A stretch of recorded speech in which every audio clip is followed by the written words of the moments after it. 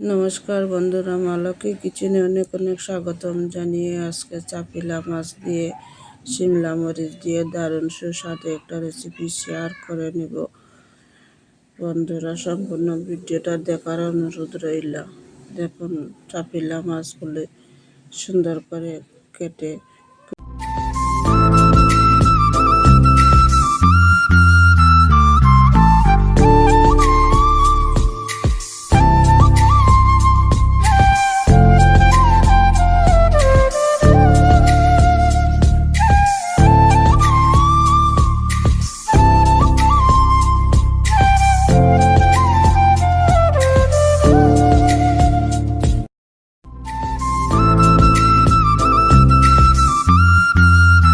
মাছটা সম্পূর্ণ কাটা হয়ে গিয়েছে। এখন ধুয়ে পরিষ্কার করে ঝুড়ির মধ্যে নিয়ে নিলাম। বারবার জল পাল্টে পাল্টে ধুয়ে নেব বন্ধুরা। জল পাল্টে মাছটা ধুয়ে পরিষ্কার করে নিয়েছি। এখন ইন্ডাকশনের মধ্যে কিছুটা জল দিয়ে 2টা টমেটো, 2টা পেঁয়াজ সিদ্ধ হতে দিয়েছি। এদিকে শিমলা মরিচগুলি ধুয়ে পরিষ্কার করে নিয়ে এগুলি সুন্দর করে পরিমাণ মতো বাট করে কেটে নেব। 4 কলি করে, কোনোটা 2 কলি করে কেটে নিলাম। তারপরে কড়াইয়ের মধ্যে পরিমাণ মতো তেল দিয়ে একটু হলুদ গুঁড়া দিয়ে দিলাম।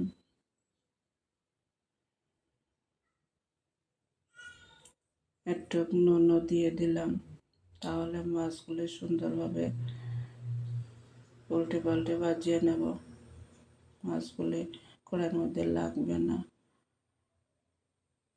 মাছের আঁশগুলি অনেক পাতলা, তার জন্য হলুদ লবণ দিলে খুব সুন্দরভাবে মাছগুলি ভাজা হয়ে যায়।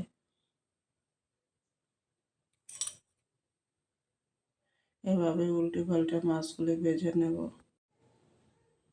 এদিকে টমেটো পেঁয়াজটাও সিদ্ধ হয়ে গিয়েছে। এখন উঠিয়ে নিলাম মাছটাই। টমেটো পেঁয়াজ ঠান্ডা হবে, এদিকে মাছটা উঠিয়ে নিয়ে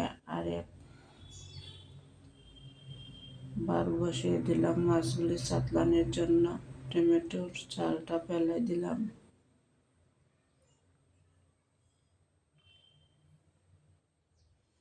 মিক্সির জারের মধ্যে টমেটো, আদা আর পেঁয়াজটা মিক্সড করে নিলাম। মাছগুলো আমার ভাজা হয়ে গিয়েছে সম্পূর্ণভাবে। ওই কড়াইয়ের মধ্যে একটু তেল দিয়ে শিমলা মরিচটা ভাজিয়ে নেব তেলের মধ্যে।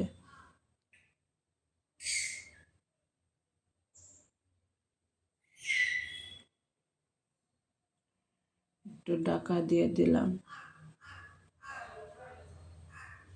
ঢাকাটা সরিয়ে নিয়ে আবার মরিচটা উল্টে পাল্টে নাড়িয়ে ভাজা করে উঠিয়ে নিলাম। বন্ধুরা, কড়াইতে আবার পরিমাণ মতো তেল দিয়ে দিলাম। কালো জিরা ফোড়ন দিয়ে দিলাম।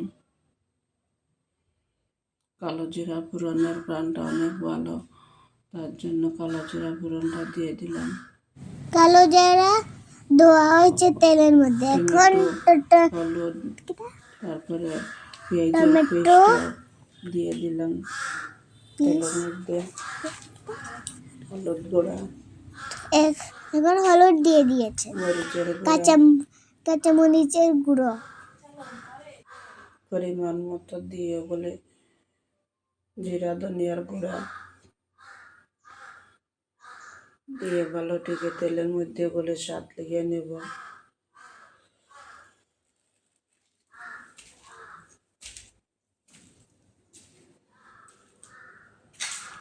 এদিকে কিছুটা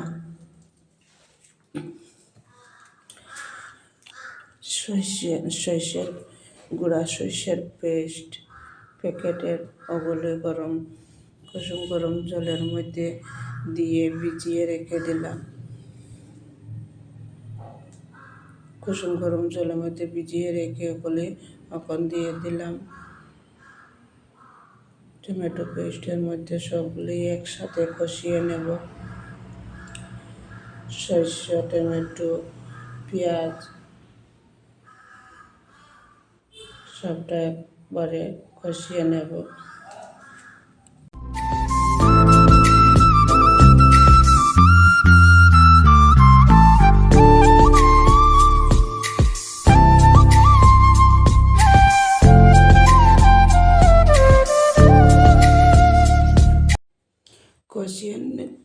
মশলাটা কষিয়ে নেওয়া হয়ে গিয়েছে, তেল ছেড়ে দিয়েছে। এখন শিমলা মরিচ ভাজাটুকু দিয়ে দিলাম, দিয়ে আবার কষিয়ে নেব।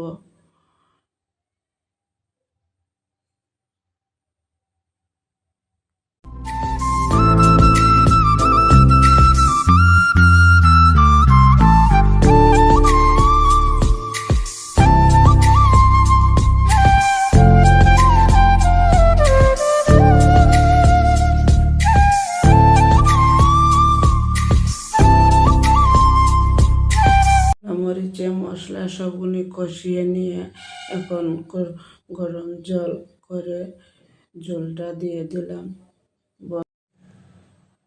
গরম জল দিয়ে পোকানিটা উঠে গিয়েছে তাড়াতাড়ি, সম্পূর্ণভাবে জলটা মধ্যে মাছটা দিয়ে দিলাম। সম্পূর্ণ জলে মাছে এগুলোকে রেডি করে নিয়ে স্বাদ মতো নুনটাও দিয়ে দিলাম, দিয়ে ঢাকা দিয়ে রেখে দিলাম বন্ধুরা। এখন কিছুটা বনডুলার পাতা কুচি কুচি করে কেটে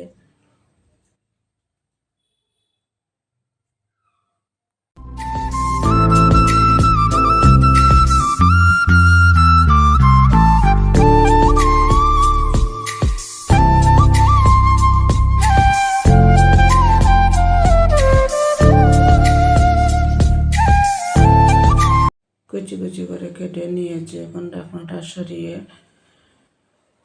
বনডুলার পাতাটা দিয়ে দিলাম জলের মধ্যে।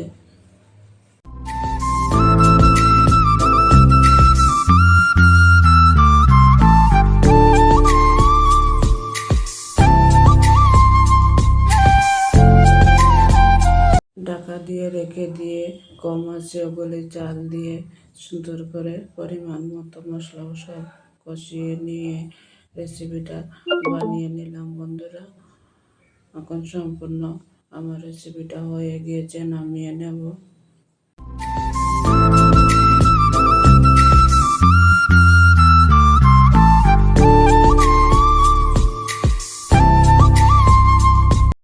একটা পাত্রের মধ্যে ঢেলে নিলাম বন্ধুরা। তাহলে কীরকম হয়েছে রেসিপিটা কমেন্ট করে বলবেন।